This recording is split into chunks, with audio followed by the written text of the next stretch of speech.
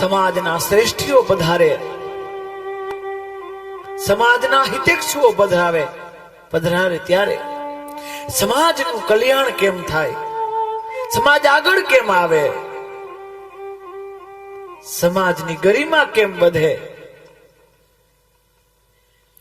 આપણી અમારા કથાભાઈ કથાકાર પધાર્યા, એમને પણ સમાજને લક્ષીને ઘણા બધા સ્તોત્રાત્મક વાત કરી.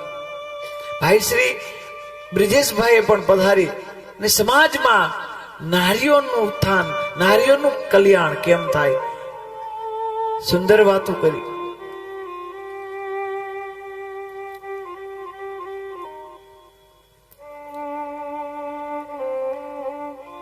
પણ આ દુનિયામાં અઘરામાં અઘરું હોય ને તો બગડી ગયેલા સમાજને સુધારવાનું કામ.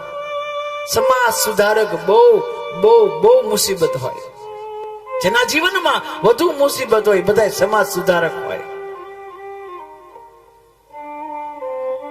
છેલ્લે અખો તો થાયકો, અખાએ કેટલું બધું કીધું, સમાજ માટે ઘણું બધું અખાએ કીધું, પછી થાયકો આમાં કઈ ફેર નહીં પડે એટલે અખાએ છેલ્લી પંક્તિ લખી, એ સમજાવ્યા સમજે નહીં આ. કેમ આ બધું થાય છે? કરુણા ક્યાં રહે છે?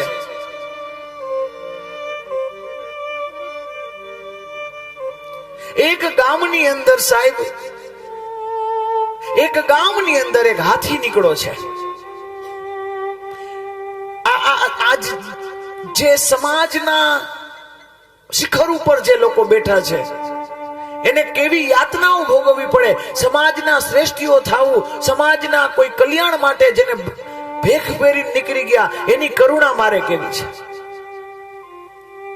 એક હાથી નીકળતો હોય મારા વાલા, અને આ દુનિયામાં યાદ રાખજો બધા પશુઓ છે, બધા પશુઓ છે, પણ જેટલા નમસ્કાર હાથીને થાય છે ને એટલા નમસ્કાર આજ લગી કોઈને નથી થયા. હાથી જેટલા લોકો હાથીને હાથ જોડે ને એટલા બીજા કોઈને હાથ નથી જોડાતા. એક ગામમાં જયારે હાથી નીકળે તો એની આગળ આમ હાથ જોનારો બધા હાથ જોડીને ઉભાની એક લાઈન હોય.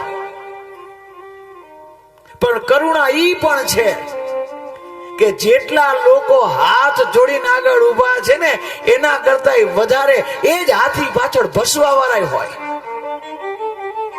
જેટલા હાથ જોડીને ઉભા છે ને એના કરતા પાછળ ભસવા વાળા બહુ હોય. પણ હાથીને કોઈ પૂછ્યું કે આ ભસે છે,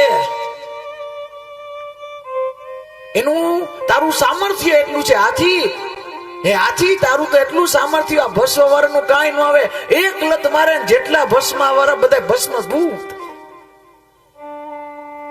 હાથીનું એટલું સામર્થ્ય છે, તું કઈ જવાબ કેમ નથી આપતો? ત્યારે હાથીએ સુંદર મજાની વાત કરી છે. જ્યારે ભગવાનની કૃપાથી મારી આગળ હાથ જોડવા વાળા છે તો પછી ધ્યાન એની બાજુ દઉં કે પાછળ ભસવા વાળા એની સામે ધ્યાન દઉં?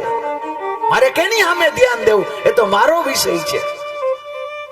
અને બીજું, હાથીને એટલે પણ પગે લગાય. હાથીની એક વાત તો બહુ ગમી. હાથીની એક વિશેષતા છે સાહેબ, કૂતરાઓ પાછળ ભસતા હોય તો કોઈ કૂતરાઓને પૂછ્યું છે કે તમે હાથીને શું કામ ભસો છો? જો એક તો હાથી છે ને એનો ખોરાક એ જુદો અને કૂતરાઓનો ખોરાક જુદો. હાથી ખાય કૂતરું નો ખાય, કૂતરું ખાય હાથી નો ખાય. બેયનો રસ્તોય જુદો, બેયનો માર્ગ જુદો. અરે બેયના ગામે જુદા. હાથી જંગલમાં રહ્યા, બેયનો માર્ગ જુદો. તો કૂતરાઓ તમે શું કામ ભસો છો? આ ભસો છો શું કામ? તમે હાથીએ તમારું બગાડ્યું છું, શું કામ તમે ભસો છો? તો કૂતરાએ જવાબ આપ્યો, હાવ સાચું કહું ને તો અમને હાથીયારે કોઈ લેવા દેવા નથી. હાથી અમારો દુશ્મન, અમારે કોઈ લેવા દેવા નથી, તો ભસો છો શું કામ? ત્યારે કૂતરાએ જવાબ આપ્યો, અમે હાથીને એટલે ભસી છીએ કે એની આગળ જે લોકો હાથ જોડીને ઉભા ને એ અમારાથી જોવાતું નથી ને એટલે અમે ભસી છીએ. બાકી હાથી અમારું કઈ નથી બગાડ્યું. એની આગળ જે લોકો હાથ જોડીને ઉભા છે ને એ અમારાથી નથી જોવાતું.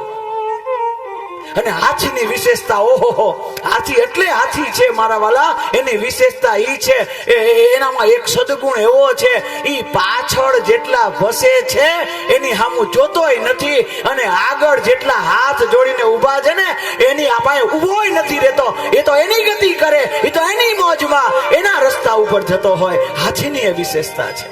હાથી એનું કામ કરવું, પાછળ કરવા વાળા કઈરે રાખે, પણ સમાજમાં જે લોકો આગળ છે એ હાથી છે.